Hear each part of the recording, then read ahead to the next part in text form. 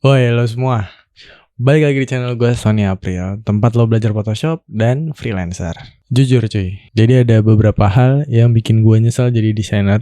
Mungkin lo bakal ngerasain juga kalau lo gak hati-hati. Bukan mau bikin kalian itu jadi demotivasi, tapi lebih ke sharing ke beberapa hal yang gue jalanin, tapi tuh mulai gak relevan. Dan gue harap setelah nonton video ini, kalian tuh gak ngikutin apa yang gue lakuin. Jadi lebih baik lah intinya. Jadi ini gue sharing beberapa pengalaman gue selama terjun di dunia kreatif. Itu gue mulai dari tahun 2010.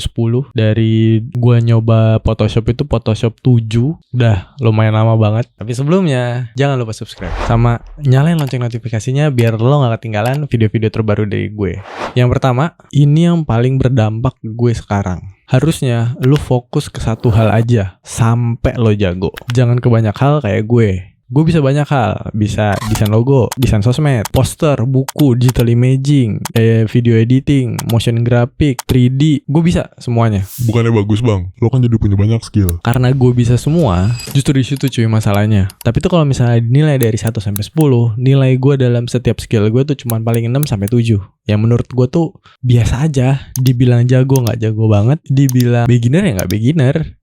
Efeknya apa? Di portofolio gue itu tuh jadi berantakan cuy. Nah karena tumpang tindih, berantakan, jadinya tuh gue kelihatan kayak amatiran di beberapa bidang. Jadi akhirnya setiap klien yang gue approach, yang tadinya udah welcome, yang menurut gue bakal bisa goal lah, setelah lihat porto gue malah gak jadi hire gue. Gue yakin 1 sampai 2 hal di pikiran mereka setelah ngeliat porto gue tuh kelihatan gak expert banget di mata mereka. Karena gak kelihatan gue tuh fokus kerja di bidang apa. Itu cuy masalahnya. Yang kedua ini masalah cara dapetin klien. Gue itu selalu ngandelin teman-teman gue, selalu ngandelin networking gue. Gue gak aktif di sosmed, gue gak ikut sayembara desain, gue gak ikut lomba apapun, lomba edit video atau apapun itu. Terus gue juga jarang update portofolio. Gue juga gak nyobain situs-situs freelance kayak Upwork, Fiverr, banyak macamnya lah. Dan gue ngerasa gue tuh udah aman aja gitu dapet klien dari temen gue. Nah di kondisi ekonomi Indonesia nih yang lagi gonjang-ganjing kayak ini, gue tuh malah kena efeknya secara gak langsung cuy. Beberapa bulan terakhir lo pasti sering banget denger kata atau baca kata efisiensi. Entah itu dari berita atau dari temen lo yang cerita. Dan banyak perusahaan yang tadinya baik-baik aja jadi ikutan efisiensi. Yang biasanya mereka butuh vendor buat ngerjain proyekan mereka, akhirnya mereka kerjain sendiri. Dan bahkan sampai ada yang PHK karyawan. Nah efeknya di gua yang full time freelancer yang ngandelin temen buat dapet klien. Nah misalnya nih, ada temen gue kerja di perusahaan A yang biasanya ngasih gue kerjaan, akhirnya dia kena PHK. Nah efeknya di gue, jadinya gue gak dapet kerjaan dari dia. Nah terus ada perusahaan yang biasanya udah langganan sama gue, udah lama banget, udah bertahun-tahun, terus tiba-tiba gak ngasih kerjaan ke gue. Pas gue tanya, mereka mau ngerjain project mereka sendiri. Katanya mereka gak punya budget cuy buat nge-hire vendor atau nge-hire freelancer lagi. Karena alasannya adalah mereka juga ikut efisiensi cuy. Sedih, iya, tapi tetap salah gue cuy. Kenapa gue gak nyoba nyari klien di sosmed? Kenapa gue gak coba ikut kontes desain? Terus kenapa gue gak rajin update portofolio? Terus kenapa gue gak dari dulu ikut situs freelance? Sekarang lu masuk situs freelance udah telat cuy. Nama lu udah pasti paling bawah, berat masuknya. Itu jadi penyesalan gue cuy sampai sekarang. Jangan ditiru guys. Efek dominonya ketika ada klien nge-approach gue tuh banting harga. Gue pernah ada kesempatan, ada klien approach gue, nyamperin gue, nanya tentang bisa gak bikin ini, bisa gak bikin itu gitu. Waktu itu gue udah senang banget cuy. Gue gak mau kelewatan dan akhirnya gue banting harga biar dapet.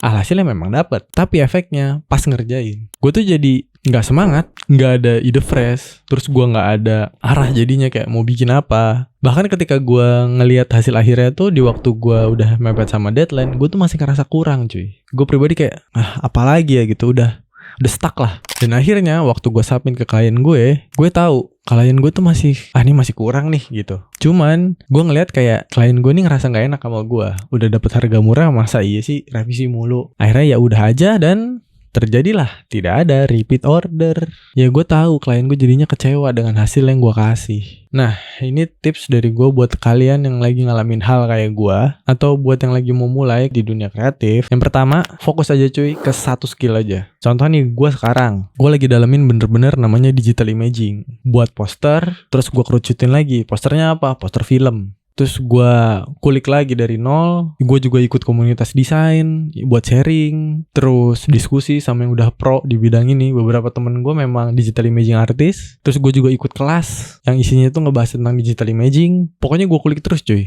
Sampai gue tuh pengennya orang tuh nanya, anjir, kok bisa lu bikin kayak gini? Itu cuy. Terus yang kedua, update portofolio lo serajin mungkin. Jadi dari beberapa temen gue yang udah duluan rajin update soal beginian, gue saranin lo update di Behance sama di Dribbble. Kenapa? Sekali dayung 2-3 pulau terlampaui cuy. Tapi ingat, satu bidang aja. Misal, desain logo, ya desain logo aja isinya. Desain sosmed, ya desain sosmed aja. Ini tuh ngasih kesan dan bukti kalau lo tuh expert di bidang itu. Selain porto lo bisa lebih rapi, lo tuh juga bisa buat porto lo tuh bentuknya jadi showcase. Jadi waktu klien ngelihat porto lo, mereka tuh bisa tahu kemampuan lo dalam ngasih solusi ke suatu project. Alhamdulillahnya, gue dapet klien pertama gue dari luar, itu dari Behance. Gitu cuy. Lanjut yang ketiga, belajar bahasa Inggris yang baik dan benar. Percaya sama gue cuy, ini bakal ngebuka peluang yang gede banget buat lo. Karena bikin lo jadi gampang buat nge-approach klien yang dari luar. Yang pastinya lo dapat nominal yang lebih gede dari biasanya. Nah terus di Indonesia sendiri, ketika lo jago bahasa Inggris, lo bakal lebih gampang nyari kerjanya cuy. Buat yang jago-jago bahasa Inggris, coba komen di bawah. Belajarnya di mana bang? Gampang cuy, banyak banget e-course sekarang di Google. Lo bisa searching, lo bisa nyobain. Bahkan ada yang nyobain trial class yang ngasih gratis. Lo cobain, lo cari di Google cuy. Serius, ini tuh menurut gua level pentingnya tuh mentok cuy. Penting banget.